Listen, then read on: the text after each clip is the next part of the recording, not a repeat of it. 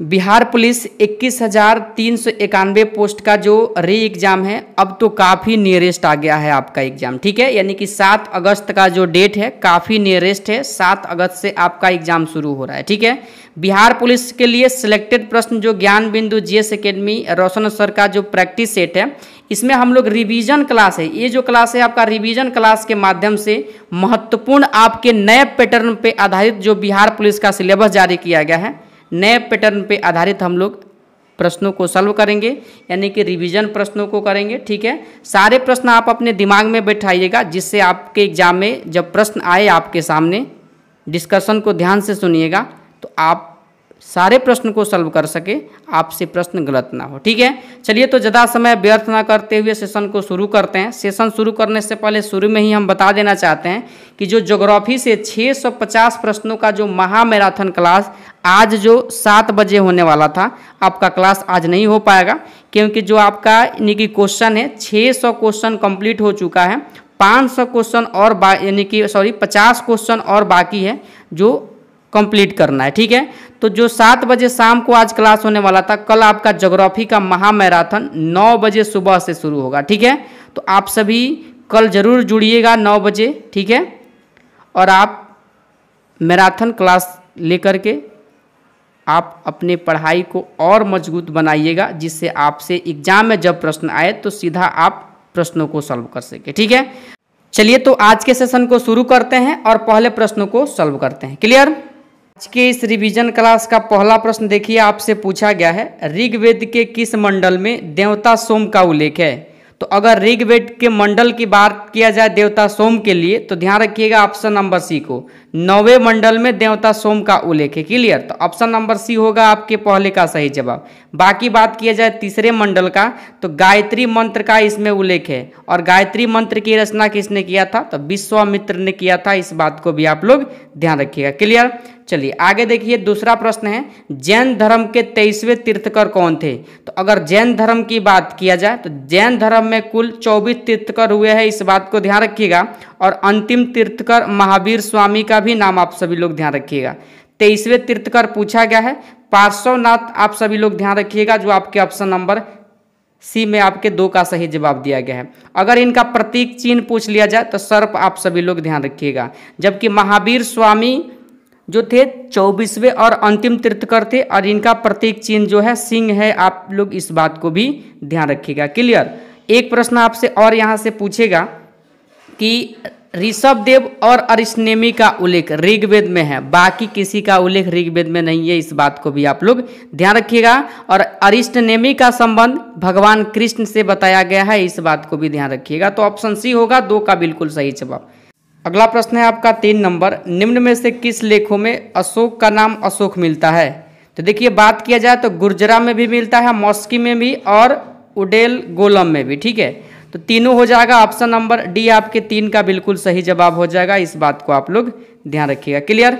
चलिए अगला प्रश्न है आपका 4 नंबर, महमूद गजनवी का सबसे चर्चित आक्रमण सोमनाथ मंदिर पर कब किया।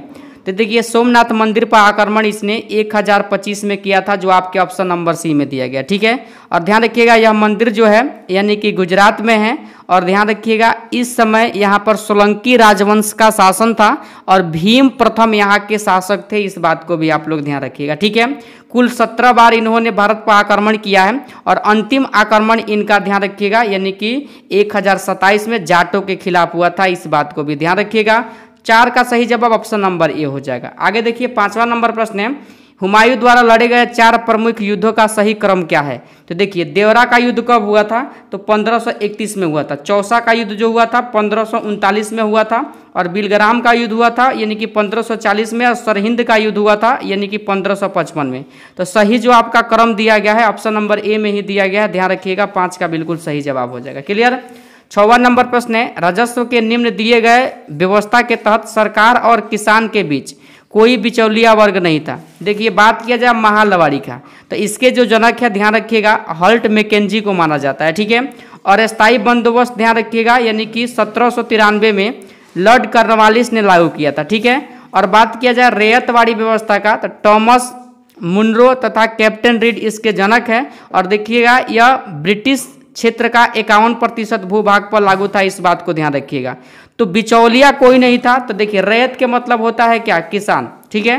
तो रैयतवाड़ी बंदोबस्त हो जाएगा 6 का बिल्कुल सही जवाब, ऑप्शन नंबर यानी कि सी आपका हो जाएगा 6 नंबर प्रश्न के लिए सही जवाब। क्लियर। आगे देखिए 8 नंबर प्रश्न है, 1857 की क्रांति से संबंधित में किस इतिहासकार का मत था कि वह राष्ट्रीय विद्रोह था। तो राष्ट्रीय विद्रोह डिजरेली ने बताया था, ऑप्शन नंबर डी में आपके 8 का बिल्कुल सही जवाब दिया गया, ठीक है। 9वां नंबर प्रश्न है, महाराष्ट्र से एक क्रांतिकारी पत्रिका काल का संपादन किसने किया था। तो काल का संपादन जो किए थे परांजपे किए थे, ध्यान रखिएगा आप सभी लोग, ठीक है। जबकि बरिंद्र कुमार घोष और भूपेंद्र नाथ दत्त, ध्यान रखिएगा, युगांतर पत्रिका निकाले थे। और केसरी के संपादक हो जाएंगे बाल गंगाधर तिलक, इस बात को भी आप लोग ध्यान रखिएगा, ठीक है। तो ऑप्शन नंबर ए हो जाएगा 9 नंबर प्रश्न का बिल्कुल सही जवाब। आगे देखिए 10वां नंबर प्रश्न है, निम्नलिखित में से कौन कैबिनेट मिशन के सदस्य नहीं थे। ध्यान रखिएगा कैबिनेट मिशन की अगर मैं बात करूं तो 10 का जो सही जवाब होगा, देखिए 24 मार्च 1946 को कैबिनेट मिशन भारत आया था, ठीक है। जिसमें स्टैटफोर्ड क्रिप्स, AB अलेक्जेंडर और पैथिक लॉरेंस, ये 3 सदस्य थे। बाकी क्लेमेंट एटली नहीं थे, इस बात को भी आप लोग ध्यान रखिएगा, ठीक है।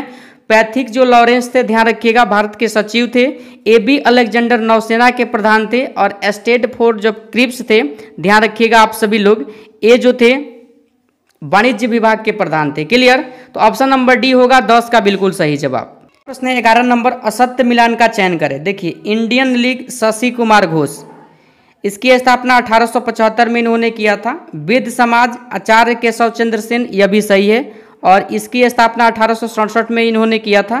तत्वबोधिनी सभा की अगर मैं बात करूं तो 1837 आप लोग ध्यान रखिएगा, देवेंद्र नाथ ठाकुर। वही बालिका विद्यालय की बात किया जाए तो दादा भाई नौरोजी नहीं, ध्यान रखिएगा ज्योतिबा फूले, ठीक है, ज्योतिबा फूले। असत्य पूछा गया है, ऑप्शन नंबर डी आपके 11 का सही जवाब होगा।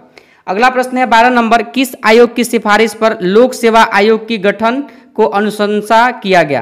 तो देखिए लोक सेवा आयोग का गठन कब हुआ था, तो 1926, आप सभी लोग ध्यान रखिएगा। ली आयोग के सिफारिश पर, जो 12 का सही जवाब ऑप्शन नंबर सी में दिया गया। क्लियर। आगे देखिए 13 नंबर प्रश्न है, निम्न में से किसकी डेकामेरॉन प्रसिद्ध पुस्तक है। तो डेकामेरॉन जो प्रसिद्ध पुस्तक हो जाएगा, ध्यान रखिएगा आप सभी लोग, यानी कि बोकेशियो का हो जाएगा, जो ऑप्शन नंबर बी में दिया गया। क्लियर। चलिए आगे देखिए अगला प्रश्न है 9th से है, प्रथम विश्व युद्ध में निम्न में से कौन सा देश मित्र राष्ट्र में शामिल नहीं था। देखिए अगर बात किया जाए प्रथम विश्व युद्ध का, तो 1914 से लेकर के 1918 तक चला था, ठीक है। और इस समय जो पूरा गुट था 2 गुटों में विभक्त था, एगो था मित्र राष्ट्र, ठीक है, और एगो था धुरी राष्ट्र। और मित्र राष्ट्र, ध्यान रखिएगा, मित्र राष्ट्र में जो देश शामिल था ब्रिटेन, USA, जापान, फ्रांस, रूस, ये मित्र राष्ट्र में शामिल थे। बाकी धुरी राष्ट्र में जो था जर्मनी था, हंगरी था, इटली था, तुर्की था, ऑस्ट्रिया था। और मित्र राष्ट्र का नेतृत्व जो कर रहा था ब्रिटेन कर रहा था। और ध्यान रखिएगा आप सभी लोग, धुरी राष्ट्र का नेतृत्व कर रहा था जर्मनी। मित्र राष्ट्र का जीत हुआ था प्रथम विश्व युद्ध में, इस बात को ध्यान रखिएगा। तो आपसे पूछा है कि मित्र राष्ट्र में कौन शामिल नहीं था, तो ध्यान रखिएगा मित्र राष्ट्र में जो शामिल नहीं था, अब आप सभी लोग निकाल ही सकते हैं, यानी कि जर्मनी शामिल नहीं था। जर्मनी तो धुरी गुट का था, तो ऑप्शन डी होगा 14 का सही जवाब। क्लियर। आगे देखिए 15 नंबर प्रश्न है, विश्व ग्लोब का निर्माता किसे माना जाता है। तो विश्व ग्लोब का निर्माता माना जाता है, ध्यान रखिएगा आप लोग, यानी कि मार्टिन बेहम को माना जाता है, ऑप्शन नंबर ए, ठीक है। चलिए आगे देखिए शनि ग्रह का सबसे बड़ा उपग्रह कौन सा है। तो शनि का पूछा गया है, तो ध्यान रखिएगा आप सभी लोग, 16 के लिए सही जवाब ऑप्शन नंबर बी को टाइटन। बाकी गैनीमीड जो हो जाएगा बृहस्पति का सबसे बड़ा उपग्रह हो जाएगा, ध्यान रखिएगा, ठीक है। ऑप्शन बी होगा 16 का सही जवाब। आगे देखिए 17 नंबर प्रश्न है, निम्न में से कौन सा हिमालय काली तथा तीस्ता नदियों के मध्य है। काली और तीस्ता नदी की अगर बात किया जाए तो ध्यान रखिएगा नेपाल हिमालय हो जाएगा, ऑप्शन नंबर सी आपके 17 का बिल्कुल सही जवाब होगा। क्लियर। आगे देखिए 18 नंबर प्रश्न है, निम्न में से कौन सा दर्रा मुंबई एवं पुणे के बीच अवस्थित है। तो मुंबई और पुणे के बीच में अवस्थित जो दर्रा हो जाएगा, ध्यान रखिएगा आप सभी लोग, यानी कि 18 के लिए सही जवाब ऑप्शन नंबर बी भोर घाट का दर्रा, ठीक है। चलिए आगे देखिए 19 नंबर प्रश्न है, भारत का सबसे दक्षिणी बिंदु पूछा गया है। तो इंदिरा पॉइंट हो जाएगा, और इंदिरा कॉल हो जाएगा आपका कौन सा बिंदु, तो उत्तरी बिंदु हो जाएगा, ठीक है। किबितु क्या हो जाएगा और सर क्रीक क्या हो जाएगा, आप सभी को कमेंट में बताना है, काफी बार इस प्रश्न को हम सॉल्व करवाए हैं, ठीक है। चलिए 20वां नंबर प्रश्न है, निम्न में से किस नदी का उद्गम बेरीनाग के समीप शेषनाग झील से होता है? तो शेषनाग झील से जो नदी निकलती है, ध्यान रखिएगा, झेलम नदी। ऑप्शन नंबर ए आपके 20 का बिल्कुल सही जवाब होगा। क्लियर। 21 नंबर प्रश्न है, निम्न में से कौन सा झील उत्तराखंड में अवस्थित नहीं है? तो देखिए अगर बात किया जाए उत्तराखंड में कौन अवस्थित नहीं है, तो देखिए चंद्रताल झील जो है हिमाचल प्रदेश में है, बाकी सातताल, देवताल और राकसताल ये जो है उत्तराखंड में है। तो डी वाला ऑप्शन बिल्कुल सही हो जाएगा 21 नंबर प्रश्न के लिए। क्लियर। अगला प्रश्न है 22 नंबर, ग्रीष्म ऋतु में चलने वाली आर्द्र हवाएं को किस राज्य में आम्र वर्षा के नाम से जाना जाता है?